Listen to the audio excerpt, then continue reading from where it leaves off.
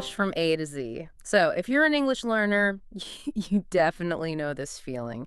January comes around, you set that huge goal. This is my year. This is the year I become fluent, exactly. And you start with all this energy, but then, a few weeks in, that motivation it starts to fade. And the goal feels so far away. And you're not alone in that. Not at all. Not even close. Yeah. In fact, we have to start with a pretty brutal fact. Studies show that only 8% of people actually achieve their long-term goals. 8, which means 92% don't. That's staggering. It is. Okay, let's unpack this. Why does that happen? It's not because people don't want it.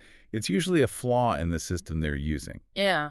So our mission in this deep dive is to get into the science of motivation, of consistency, and find strategies that put you in that successful 8%. And that 92% failure rate, it's not a comment on your effort. It's really a critique of how we're taught to set goals.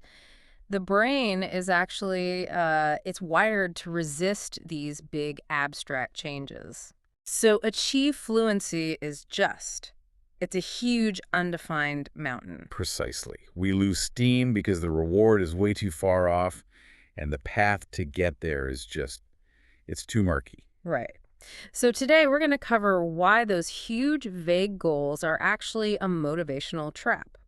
Then we're going to introduce a science-backed strategy. It's called the 2-minute rule. It's a game changer. It really is. And then we'll give you 4 specific, proven techniques to make your English practice effective, measurable, and, actually fun. So let's start with that trap. The reason traditional goals fail is that they're big, but they're not specific. You say to yourself, I want to use English at work. Or I need to read more in English. The intention's good, but there's no clear action. There's nothing to check off, nothing binary. So your brain can't really start processing it as a real habit. And this leads us straight into some really fascinating neuroscience. Because setting those big goals, it gives us something that neuroscientists call the dopamine deception. What's actually happening in our heads there? Well, it's all about how dopamine works. Andrew Huberman, the neuroscientist, he talks about this a lot. You have 2 kinds of dopamine spikes: anticipatory and consummatory. Okay. When you set that massive, exciting goal, I will be fluent this year, your brain gets a huge burst of anticipatory dopamine.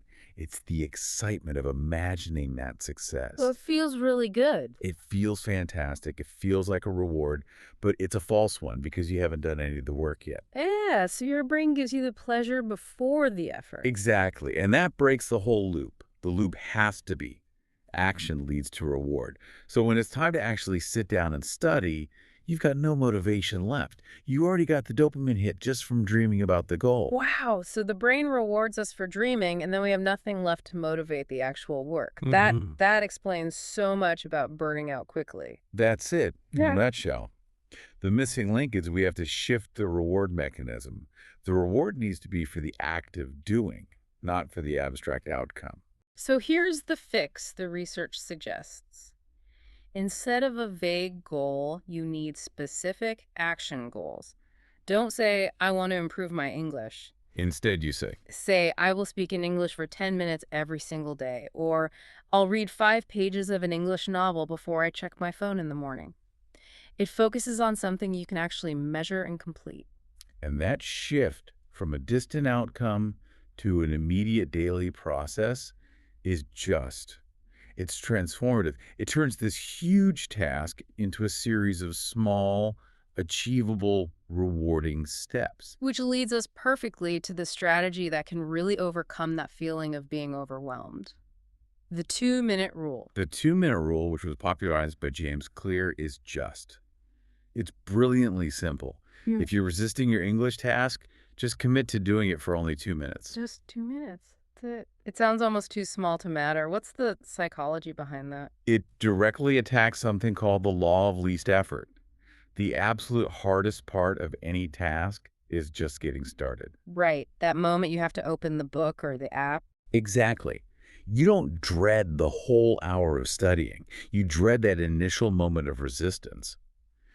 But if you commit to just 2 minutes, like, say, finding one English video on YouTube and repeating one single sentence, you make the task so easy that the resistance just, it evaporates. You're lowering the barrier to entry so low that it's almost impossible to Yeah. fail. Yes. And here's the beautiful part. Most of the time, I'd say 90% of the time, once those 2 minutes are up, you've built enough momentum to just keep going. For 10, 20, maybe even 30 minutes, you've tricked your brain into starting.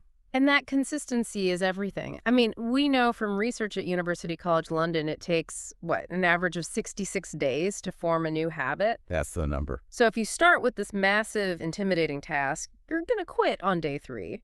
But a tiny 2-minute task every day, you'll hit that 66-day mark so much faster. Those small, consistent wins are the real building blocks of habit.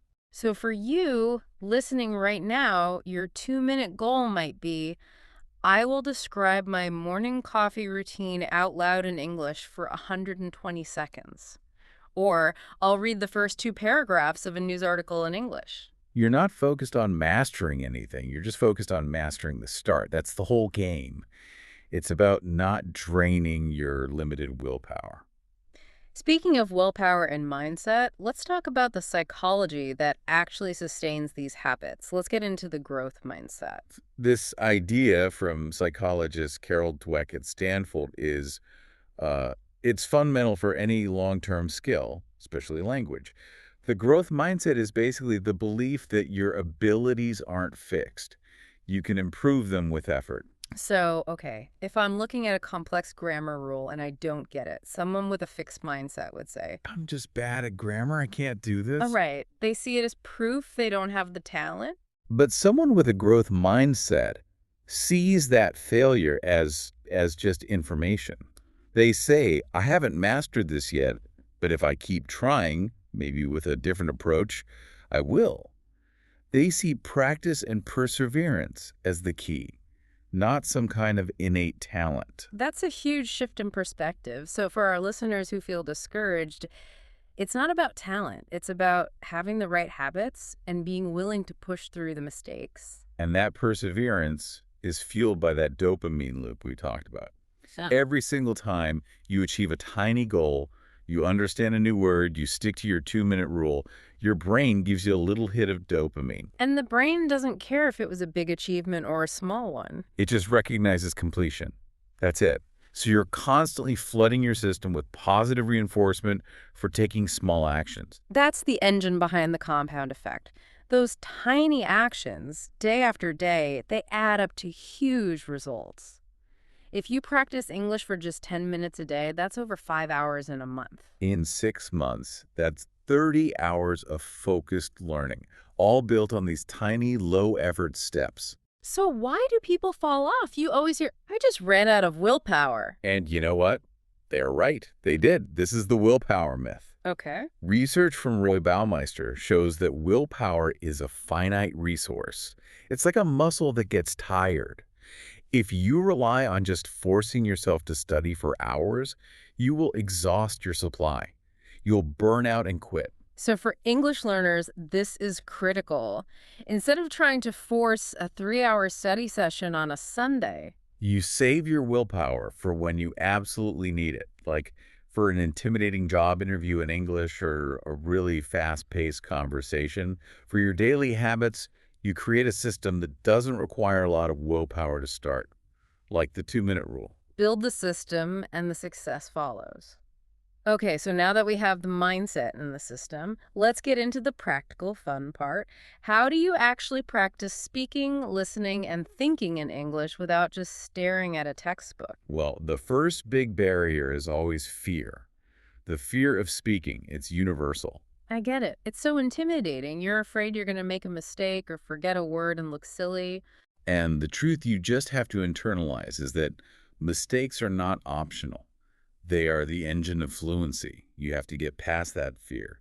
The strategy is gradual exposure. So don't start by trying to give a presentation. No.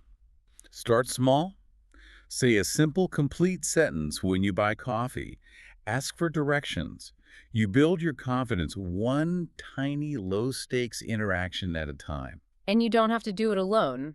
Technology is your friend here. We really recommend language exchange apps like HelloTalk, Tandem, or italki. Absolutely. Interacting with native speakers is a massive accelerator. You get instant real-world context for vocabulary, you get faster feedback, and you pick up on cultural nuances and idioms that a textbook can never teach you. Okay, tip 3 is my favorite. It's a fun hack for training your brain. Narrate your day in English. This is one of the most effective ways to start actually thinking in English. As you walk around, you just explain what you're doing, either out loud or in your head. I'm making coffee now, or I'm looking for my keys. Right. And it sounds a bit strange, but it's so powerful because it forces your brain to connect objects and actions in your environment with the English words for them. You stop translating keys from your native language. You just start thinking keys. That's the key to fluency right there. It is. You're training your internal monologue. And for anyone who wants to improve their pronunciation and rhythm, you have to be shadowing native speakers. Shadowing is a workout for your speaking muscles. Find a short audio clip, a bit from a TED Talk, or even from this deep dive, and you just pause and repeat exactly what the speaker said. You try to match their intonation, their stress, their rhythm. It's not just about repeating words, it's about matching the music of the language. It helps your pronunciation, your fluency, and even your listening. And for the ultimate self-correction tool, our pro tip, record yourself speaking. This feels awkward for everyone at first, I know it does, but it is so incredibly powerful. It is, because when you're speaking, you're focused on forming the ideas. You miss your own mistakes. But when you listen back, you become an objective listener. You catch the errors in pronunciation or grammar. Plus, you create a record of your progress, which is a huge motivator. Okay, so we've used the 2-minute rule, we're practicing, but now we hit that wall, the slump. We're 6 weeks in, the initial excitement is gone.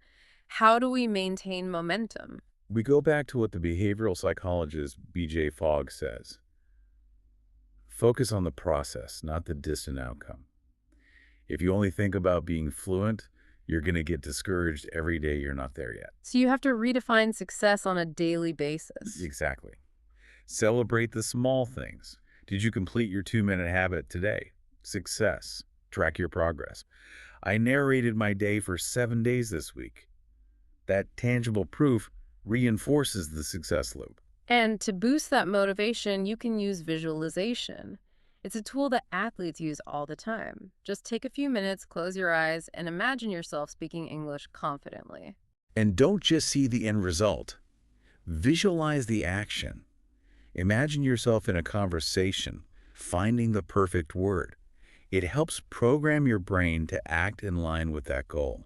Now, to fight boredom, which is a major motivation killer, you should gamify your learning. Set little mini challenges for yourself. Like, how many new phrases can I use in conversation this week? The brain loves the quick rewards and progress bars of a game. It keeps the energy high. And the final supercharger, community and accountability. People are just way more likely to achieve goals when they share them with others. Accountability is a huge external motivator. If you know someone is going to check in with you, you're so much more likely to do the work, even on days you don't feel like it. So find an accountability partner, a friend, another learner online. Schedule a quick weekly check-in. Share your wins, share your challenges. And celebrate those wins. Sharing that success with someone else reinforces the positive feelings and really fuels your commitment.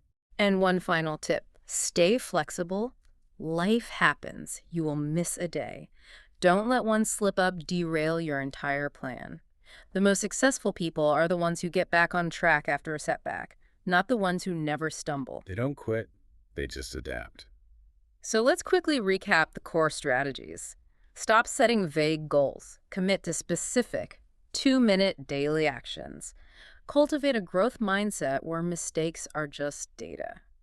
And use techniques like narrating your day, shadowing, and finding an accountability partner.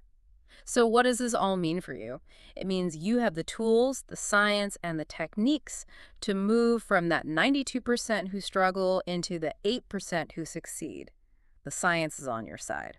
So if it takes 66 days of a tiny, consistent habit to make it permanent, what is the one single 2-minute English practice you will commit to today that you can measure and celebrate tomorrow? Focus on that first tiny win. Go take that step now. You've got this. We'll see you next time on the Deep Dive.